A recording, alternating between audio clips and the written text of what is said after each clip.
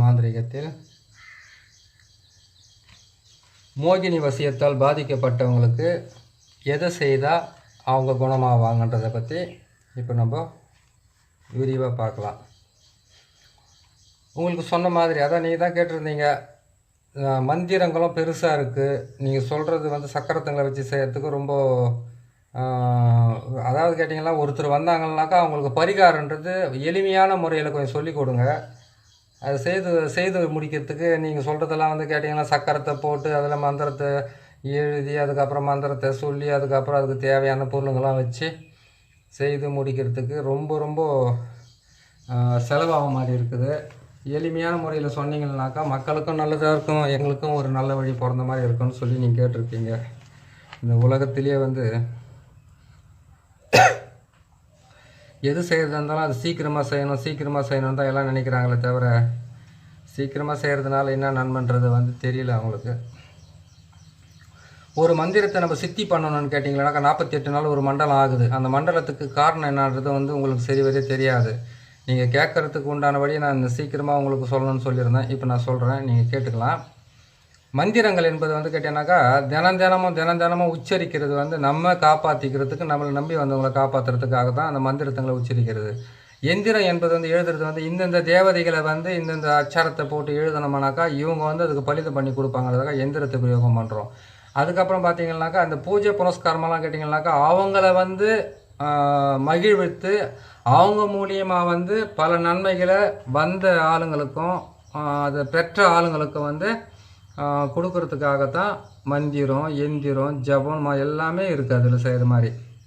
இது எல்லாமே சேர்ந்ததுக்கப்புறம் தான் அஷ்டகர்மனே வரும். அப்படிப்பட்ட அஷ்டகர்மத்தை செய்கிறதுக்கு உண்டான வழியை உங்களுக்கு நான் நிறைய வீடியோக்களை போட்டிருக்கிறேன். இன்னும் உங்களுக்கு வர்றது பார்த்தீங்கன்னாக்கா மாந்திரீகத்தில் 8 வகையான அஷ்டகர்மத்தை எப்படி பிரயோகம் பண்ணுறதுன்றது வழி தான் வரணும். இதுக்கப்புறம் மற்ற எல்லா இதுவும் போட்டிருக்கேன். இலவச மாந்திரீகம்னு போடுறதுல பார்த்தீங்கன்னா 8 வகையான அஷ்டகர்மம் என்னன்றதை மட்டும் அதில் போட்டுட்டு அதுக்கப்புறம் இந்த மோகினி, அதுக்கப்புறம் கேட்டிங்கன்னா குட்டிச்சத்தம், அதுக்கப்புறம் கேட்டிங்கன்னாக்கா பிரம்மராட்சதம், இதுங்களை பற்றி தான் போட்டுக்கிட்டு வர வேண்டியதாக இருக்கும். நீங்கள் பார்த்து ஒவ்வொன்றா தெளிவாக தெரிஞ்சுக்குங்க. நீங்கள் அதாவது கேட்டிங்கன்னாக்கா நீங்கள் தேடுறீங்க, என்ன தேடுறீங்க கேட்டிங்கன்னாக்கா இது நடந்துடுமா, அது நடந்துடுமா, இது நடந்துடுமா, எது வந்தாலும் நடக்காது. உங்களுடைய முயற்சி மட்டும் தான் நடக்கும்.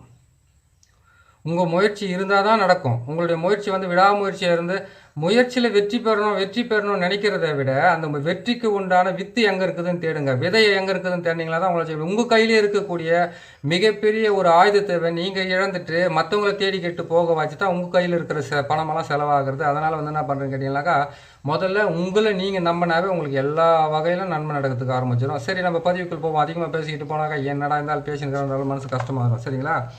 சரி, மோகினியினுடைய மோகினியை பிடிச்சு ஒருத்தர் பாதிக்கப்பட்டிருக்காங்கனாக்கா அவங்கள எளிமையான முறையில் எப்படி விடுவிக்கிறது என்பது மட்டும்தான் இந்த பதிவு. இந்த பதிவில் என்ன பண்ண கேட்டிங்கன்னாக்கா இந்த மோகினி பிடிச்சிருக்கிறவங்களுக்கு பார்த்தீங்கன்னாக்கா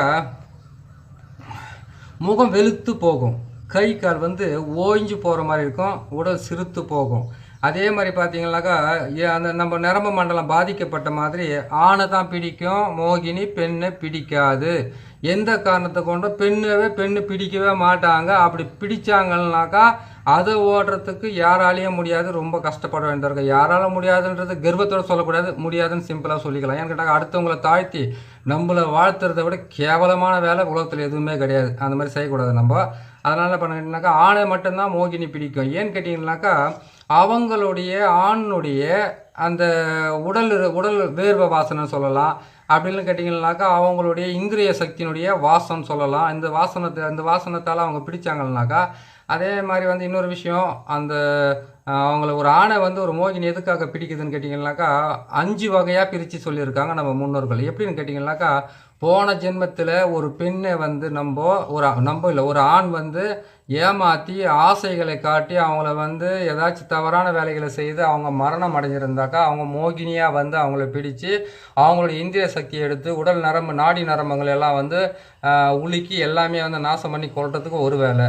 ரெண்டாவது விஷயம் பார்த்தீங்களானாக்கா ஒரு மோகினின்றது வந்து கேட்டிங்கன்னாக்கா தவறான நேரத்தில் கிரகணம் பிடிக்கிற நேரத்தில் அப்படி இல்லைன்னு கேட்டிங்கன்னாக்கா வேறு ஏதாவது ஒரு நேரத்தினால மோகினிகளை வந்து தான் என்ன சொல்லுவாங்க இல்லையா அமானுஷ்ய நேரத்துங்களை வந்து விலகி போகும்போது அவங்க வந்து உடலை பற்றி கொண்டு அவங்க வந்து அவங்க உடம்புக்குள்ளேருந்து இந்திரிய சக்தி முதல் கொண்டு வந்து ரத்தம் முதல் கொண்டு வந்து அதுக்கப்புறம் வந்து கேட்டிங்கன்னா கை கால் வந்து விட்டு போகிற மாதிரி இருக்குது, சிறுத்து போகிறது, முகம் வந்து வெளுத்த மாதிரி ஆகுறது.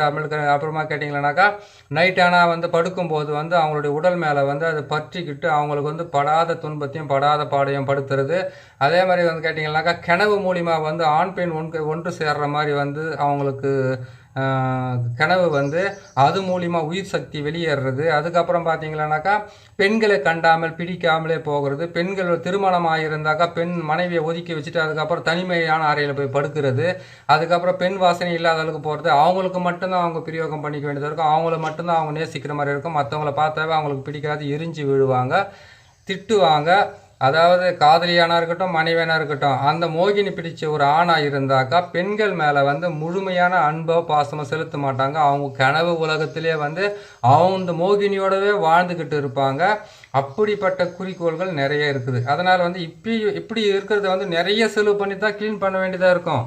மந்திரம், எந்திரம், பூஜை, புனஸ்காரம், கலசம், அதுக்கப்புறம் கலசத்துக்கு உண்டான எல்லா பொருளையும் செய்து அவங்க காலடி மண், தலை முடி, அதுக்கப்புறம் அவங்களோட வேர்வைப்பட்ட ஒரு பழைய துணி, அதுக்கப்புறம் அவங்களுடைய எச்சில், மலம், ஜலம் கூட எடுத்து கூட செய்யணுன்ற ஒரு விஷயம் இருக்குது.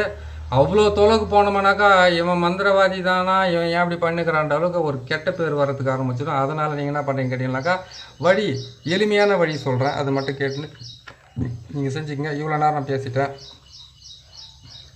அவங்களுடைய வேர்வை தண்ணி முதல்ல அதாவது கேட்டிங்களா ஈஸியான முறையில் செய்கிறதுக்கு அவங்களுடைய வேர்வை வருது இல்லையா, அந்த ஒவ்வொருத்தர் சொல்லுவாங்க எனக்கு வேர்வே வரதில்லை நான் என்ன பண்ணுறதுன்னு கேட்டாக்கா உடம்பு உச்சந்தலை தண்ணியை ஊற்றிட்டு அதுக்கப்புறம் என்ன பண்ணுங்க ஒரு துணி எடுத்து தொடங்க, அது கூட உங்களுக்கு வேர்வை வாசனை வந்துடும். சரிங்களா, ஏன்னு கேட்டிங்கனாக்கா விளக்கத்தை சொல்லி ரொம்ப பேஜார மாதிரி இருக்குது. சரிங்க, என்ன பண்ணுனாக்கா அந்த வேர்வை தண்ணி வராதவங்களுக்கு அந்த ஆணுக்கு தலை மேலே ஒரு டம்ளர் தண்ணி ஊற்றுனீங்களா உடம்பெல்லாம் நனைகிற மாதிரி ஒரு சின்ன துணி எடுத்து நம்ம ஒரு துணி ஒன்று கேட்டோம்னாக்கா ஜவுளி கடையில் போனால் கூட கம்மியாக தான் வருவாங்க துணி. மந்திரவாதியம் கிட்ட மட்டும் கேட்டிங்கன்னா மூட்டை தான் போட்டுருவாங்க துணிகளை. ஏன்னு கேட்டிங்களானாக்கா அவங்களுக்கு பிரச்சனை தீர்ந்து போயிடுறதுக்கு இவ்வளோலாம் தேவையில்லை. ஒரு கட்சிப் மாதிரி துணி இருந்தால் போதும், அதுலேருந்துட்டு ஒரு அங்குலம் தான் நம்ம எடுக்க போகிறோம். புரியுதுங்களா, இதை மட்டும் நீங்கள் எடுத்து என்ன பண்ணுறீங்கன்னு கேட்டிங்களானாக்கா உடம்பெல்லாம் சுத்தமாக தொடச்சிட்டு உங்களுடைய எச்சில் இருக்குது பார்த்தீங்களா உமிழ் நீர், அதையும் அதிலே போட்டு நீங்களே செஞ்சுக்கலாம். இது மாந்திரிகர்கிட்டையும் நீங்கள் செஞ்சுக்கலாம், மாந்திரிகராக இருந்தாலும் செஞ்சு கொடுக்கலாம், நீங்களே செஞ்சுக்கலாம். உங்களுடைய உமிழ் நீர் ரெண்டாச்சுங்களா, ஆணுக்கு வந்து வலது கால் மண், வலது கையிலுக்குள்ளே வந்து இருக்கக்கூடிய அழுக்கு எடுத்துக்கங்க. இது எல்லாத்தையும் ஒன்றா சேர்த்துட்டிங்களா, ஒன்றா சேர்த்து முடித்தோடனே உளுந்து மாவு இருக்குது பார்த்தீங்களா, அதான் கேட்டிங்கனாக்கா உளுந்துனா கருப்பு உளுந்து இல்லை வெள்ளை உளுந்து, அந்த வெள்ளை உளுந்து என்ன பண்ணுங்கள் ஒரு பொம்மை செய்கிற சைஸுக்கு எடுத்துக்கங்க. ஒரு பொம்மை செய்கிற சைஸில் எடுத்துகிட்டு இந்த மண், அந்த வேறு துளிப்பட்ட துணி, காலடி மண், உமிழ் நீர், இது எல்லாத்தையும் ஒன்றா சேர்த்து ஒரு பாவையாக செய்யுங்க. இந்த பாவையை செய்துட்டு என்ன பண்ணிங்கன்னா 3 முட்டை வாங்க. அந்த 3 முட்டையில் வந்து ஒரு பெண் உருவத்தை வரைங்க. ஆண் உருவத்தை வரையக்கூடாது, பெண் உருவத்தை 2 வந்து பெண் உருவமாக வரைஞ்சி கண்ணாண்டை வைக்கணும். இதை நான் பதிவாக போட்டேன்னாக்கா 1/2 மணி நேரம் வரும். உங்களுக்கு முடிஞ்ச அளவுக்கு சீக்கிரமாக சொல்லி கொடுத்துறேன். சரிங்களா, 2 கண்ணாண்டை வந்து 2 வந்து முட்டை வந்து பெண் உருவத்தை செஞ்சு வச்சுட்டீங்க. ஆனால் அந்த மனசு ஹார்ட் இருக்குது பார்த்தீங்களா, இதயம், அந்த இதயத்தாண்ட வந்து அந்த ஆணுடைய உருவத்தை வந்து அங்கே பதிச்சு வைங்க. இது 2 வகையாக சொல்லியிருக்கிறாங்க. 2 கண்ணில் 2 ஆணுடைய உருவத்தை வைக்க சொல்லிட்டு இதயத்தாண்ட வந்து பெண்ணுடைய உருவத்தை வைக்க சொல்லியிருக்கிறாங்க. நீங்கள் வந்து அது வந்து முதல் நான் சொல்கிறது வந்து உங்களுக்கு கரெக்டாக வந்துடும். ஏன்னு கேட்டிங்கன்னா 2 பெண் உருவத்தை வந்து 2 கண்ணாண்டை செய்த மாதிரி செய்து வச்சுட்டு ஆண் உருவத்தை வந்து அதனுடைய ஹார்ட்டாண்ட நம்ம நெஞ்சாண்ட அந்த பொம்மையினுடைய நெஞ்சாண்டை வச்சுட்டு என்ன பண்ணுறீங்கன்னு கேட்டிங்கன்னாக்கா இதோடு சேர்ந்து மல்லிகைப்பூ, அதோடு சேர்ந்து மஞ்சள், குங்குமம், இதோடு சேர்ந்து அவுள் பொறி, கடலை, இது எல்லாமே வாங்கிட்டு என்ன பண்ணுறீங்கன்னு கேட்டிங்கன்னாக்கா அவருடைய தலையை சுற்றுங்க. 2 மண் பாத்திரத்தில் வந்து 2 பொம்மையை செய்கிறீங்க. ஒரு பொம்மைக்கு மட்டும் இதை செய்கிறீங்க, இன்னொரு பொம்மையை வந்து ஒரு 2 பொம்மையை அந்த மண்ணிலே போட்டு காலடி மண் துணியெல்லாம் வச்சு செய்துருங்க. செய்து முடிச்சுட்டு இவருடைய ஃபோட்டோவை மட்டும் அந்த மண் பாத்திரத்தில் வச்சுருங்க. இவருடைய ஃபோட்டோவை அந்த மண் பாத்திரத்தில் வச்சுட்டு அதுக்கப்புறம் என்ன பண்ணுறீங்கன்னு கேட்டிங்களானாக்கா அந்த மண் பாத்திரத்தை வந்து இவருடைய தலை மேலே வந்து அந்த ஒன்றில் வந்து முட்டையெல்லாம் வச்சுக்கிறீங்க, அதை விட்டுருங்க. உச்சந்தலை மேலே வந்து இன்னொரு மண் பாத்திரம் இருக்குது பார்த்தீங்களா, அந்த மண் பாத்திரத்தை உச்சந்தலை மேலே வச்சுட்டு கற்பூரம் இருக்குது பார்த்தீங்களா, கற்பூரத்தை அந்த பொம்மை மேலே வச்சு அவர் தலை மேலே வச்சுட்டு அவர் கையில் பிடிச்சி சொல்லிட்டு நீ கற்பூரத்தை வந்து கொளுத்துங்க. கொளுத்திட்டு மந்திரத்தை சொல்லுங்க. என்ன மந்திரத்தை சொல்லணும்னு கேட்டீங்கன்னாக்கா ஓம் மோகினி, ஜெகன் மோகினி, சர்வ மோகினி, சர்வ பீட, அதாவது சர்வ பீடன்னு சொல்லணும். சர்வ பீட தரித்திரம் விலக, நசி நசி, மசி மசி, பிரி பிரி, ஹர ஹர, நம சிவாயா, ஸ்வாக, இந்த மந்திரத்தை மட்டும் நீங்கள் சொன்னாவே போதுமானது. உங்களுக்கு வந்து அதை சுற்றிட்டு அது எல்லாம் என்ன பண்ணுங்கள், கீழே வந்து இந்த பக்கம் ஒன்று மண் பாத்திரத்தையும் அந்த பக்கம் ஒரு மண் பாத்திரத்தையும் வச்சு அதை வந்து அவர் ஒரு முறை தாண்டிட்டு திரும்பி பார்க்காம வீட்டுக்கு போக வேண்டியதாக இருக்கும். புரியுதுங்களா? எந்த பொருள் சொல்லியிருக்கோம் நல்லா ஞாபகம் வச்சுங்க. திரும்பி பார்க்காம அவர் வீட்டுக்கு போன உடனே அவர் வந்து குறைஞ்சது ஒரு 7 நாள் ஒரு வாரமாவது நான்வெஜ் சாப்பிடாம, பெண்ணுடைய சேர்க்கை இல்லாமல், அதுக்கப்புறம் வந்து கொஞ்சம் தீட்டு இல்லாமல் ஒரு 7 நாள் மட்டும் இருக்க வேண்டியதாக இருக்கும். ஏன்னு கேட்டிங்களானாக்கா, இதை தாண்டிட்டு போன உடனே மோகினியெல்லாம் போயிடுமா. ஆனால் உடம்புல இருக்கிற வலி, அந்த உயிர் சக்தி பிரிகிறது. அதுக்கப்புறம் கேட்டிங்கன்னா உடம்புக்குள்ளே இருக்கக்கூடிய அந்த கை கால் வந்து சிறுத்து போகிற மாதிரி இருக்குது, முகம் வெளுத்து போகிற மாதிரி இருக்குது. அதுக்கப்புறம் பார்த்திங்கன்னா கனவுல வந்து ஒரு பெண் உருவமாக வந்து அவருக்கு வந்து பல விஷயங்களில் வந்து தவறாக நடக்கிறது. அதுக்கப்புறம் தூக்கம் இல்லாமல் போகிறது. இது எல்லாமே கொஞ்சம் கொஞ்சமாக குறைஞ்சிடும் அந்த 7 நாளில். ஆனால் முழுமையாக விட்டு விலகாது. அது முழுமையாக விட்டு விலகணும் அப்படின்னு நீங்கள் நினச்சிங்கனாக்கா அதுக்கு நீங்கள் செய்ய வேண்டிய வேலை என்ன தெரியுங்களா? அதை கொண்டு போயிட்டு நீங்கள் தலைமாலை வச்சு எரிச்சிங்க பார்த்தீங்களா, அதை வந்து இடுகாட்டில் வச்சுட்டு இந்த பொம்மையை வந்து முட்டை ஃபோட்டோலாம் வச்சு செஞ்சுங்க பாருங்கள். அதை போயிட்டு மயானத்தில் காலடியில் நீங்கள் புதைக்க வேண்டியதாக இருக்கும். இதை செஞ்சாக்கா மோகினியால் பாதிக்கப்பட்டவங்களுக்கு முழுமையான தீர்வு கிடைச்சே தீரும். அதே மாதிரி என்ன பண்ண கேட்டீங்கன்னாக்கா, அவர் இங்கேருந்து போய்ட்டு 7 நாள் வரைக்கும் சும்மா இருக்கணுமா? சும்மா இருக்க வேண்டிய அவசியம் கிடையாது. அவரோட காலடி மண், 4 காஞ்ச மிளகா, 8 கற்பூரம் தினமும் அவர் தலையை சுற்றி கொண்டு போயிட்டு முச்சேந்தி வயலை வச்சு கொளுத்திட்டு வர வேண்டியதாக இருக்கும். சரி, நான் சிட்டியில் இருக்கிற முச்சேந்தி வயலை கொளுத்த முடியாது, தனிமையான ஒரு இடத்துல போயிட்டு கொளுத்திட்டு வாங்க. அதுக்காக ரொம்ப நீங்கள் மனசு கஷ்டப்பட வேண்டிய அவசியமே கிடையாது. சரிங்களா? எளிமையான முறையில் சொல்கிறதா இருந்தாலும் இவ்வளோ நேரம் ஆகுது. இதை எப்படி செய்ய போகிறீங்க பார்த்து செஞ்சுக்குங்க. செஞ்சு நீங்களே கூட குணப்படுத்திக்கலாம். உளுந்து மாவு தேவை, வலது கால் மண் தேவை, வலது கையில் இருக்கிற அழுக்கு தேவை, உடம்புக்குள்ளே இருக்கிற வேர்வை தண்ணி தேவை, அந்த வேர்வை தண்ணியை தொடச்சி அந்த துணி தேவை. அதெல்லாம் வச்சு தான் நீங்கள் செய்ய வந்திருக்க. தலைமுடி எடுத்துக்கலாம். இது எல்லாமே கூட எடுத்து வச்சு செய்யலாம். செய்யும்போது மட்டும் வந்து அந்த முட்டையை வைக்கும் போது மட்டும் பெண் உருவத்தை வரைஞ்சது கண்ணாண்ட வைங்க. இன்னொரு இதில் ஒரு புராணத்தில் வந்து அந்த ஆட்டாண்ட வரைக்கும் பெண் உருவமும் 2 கண்ணில் வந்து ஆண் உருவம் வைக்க சொல்லியிருக்கிறாங்க. அது வந்து நான் செஞ்சு பார்த்தேன். அதில் எனக்கு வந்து முழுமையான பலன் வந்து அவ்வளோவா கிடைக்கல. ஆனால் இந்த 2 பெண் உருவத்தை வந்து 2 கண்ணாண்ட வச்சுட்டு அந்த ஹார்ட்டாண்ட வந்து ஒரு ஆண் உருவத்தை வச்சு அதில் அவருடைய ஃபோட்டோவை வச்சு அவருடைய அழுக்கு துணியை அதனுடைய இதெல்லாம் சேர்த்து நான் பொம்மையாக செய்து எடுத்துன்னு போய்ட்டு எரிச்சிட்டு வந்தது, புதைச்சிட்டு வந்ததில் நல்ல பலனை கிடைச்சிருக்குது. அவங்க நல்லா இருந்திருக்கிறாங்க. அதில் வந்து நீங்கள் இதை செய்யலாம். உங்களுக்கு எந்த விதமான குறையும் வராது. சரிங்களா? இது செய்துட்டு வந்து என்ன பண்ண கேட்டிங்களானாக்கா, அவர் 7 நாள் வரைக்கும் அவருடைய காலடி மண்ணும் 4 நாள் காஞ்ச மிளகாய் எடுத்துக்கிட்டு 8 கற்பூரம் எடுத்து அவர் தலையை சுற்றி சூரியன் உதைக்கிறதுக்கு முன்னாடி தான் செய்யணும், சூரியன் மறைஞ்சதுக்கு பின்னாடி தான் செய்யணும். மாந்திரிகத்தை பகலில் பிரயோகம் பண்ண முடியாது.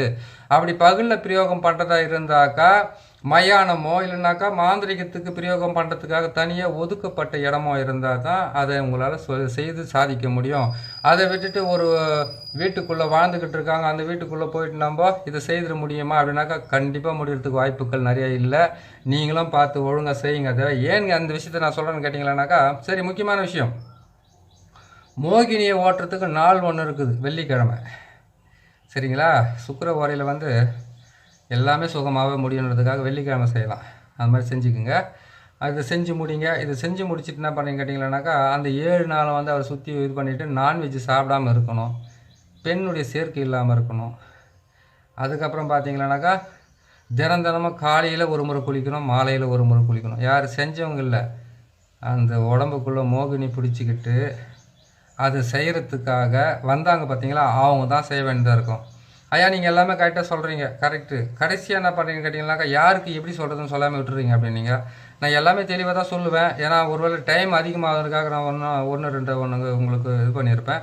இதை சொல்லிவிட்டு அந்த மந்திரத்தை சொல்லுங்கள். அவங்களுக்கு நீங்கள் போட வேண்டியது தாயத்துன்னு பார்த்தீங்களானாக்கா, உங்களுக்கு வாழ்வு சக்கரத்தை நான் போட்டு காட்டியிருப்பேன். 6 கோணம் சக்கரத்தை போட்டு அதில் வந்து கேட்டிங்கன்னா நடுவில் வந்து வான்ற எழுத்தை போட்டு ஓமன்ற எழுத்துக்குள்ளே வந்து வான்ற எழுத்தை அடக்கிட்டு அதுக்குள்ளே வந்து இம்முன்ற எழுத்து கீழே போட்டுட்டு மேலே வந்து சரவண பவான்ற எழுத்து எழுதி அதுக்கு மேலே வந்து ஓம் என்ற எழுத்தை வந்து இந்த லெஃப்ட் பக்கத்தில் நமச்சிவாயான்ற எழுத்தை வந்து அந்த 6 கிளையாக பிரியுது பார்த்தீங்களா, அந்த 6 கிளைக்கு கேப்லேயே வந்து நீங்கள் அதை போட்டுட்டு அதை வந்து தாயத்தை போட்டு அதில் வந்து நீங்கள் விற்க வேண்டியது வந்து கேட்டிங்கன்னாக்கா எட்டி குச்சி வந்து எட்டி வேற வைக்கலாம். அப்படி இல்லைன்னு கேட்டிங்கன்னாக்கா ஆடு தின்னாம் பாலை வேற வைக்கலாம். அப்படி இல்லைன்னு சொல்லி கேட்டிங்கன்னாக்கா சிறிய நங்கை பெரிய நங்கை இதனுடைய வேரை வந்து தாயத்துக்குள்ளே நீங்கள் போட்டு அடைச்சி கொடுக்கலாம் தாராளமாக. உங்களுக்கு இதுவும் தெரியலனாக்கா அந்த மூலிகை அகராதிக்கு நான் போயிட்டு தான் உங்களுக்கு நான் கொடுக்க வேண்டியது இருக்குது. ஏன்னு கேட்டிங்கன்னாக்கா இது கிடைச்சா அது கிடைக்க மாட்டேங்குது, அது கிடைச்சா இது கிடைக்க மாட்டேங்குது, உங்களுக்குள்ள ஒரு சில வருத்தங்களும் சில மனசுக்குள்ள கஷ்டங்களும் இருக்குது.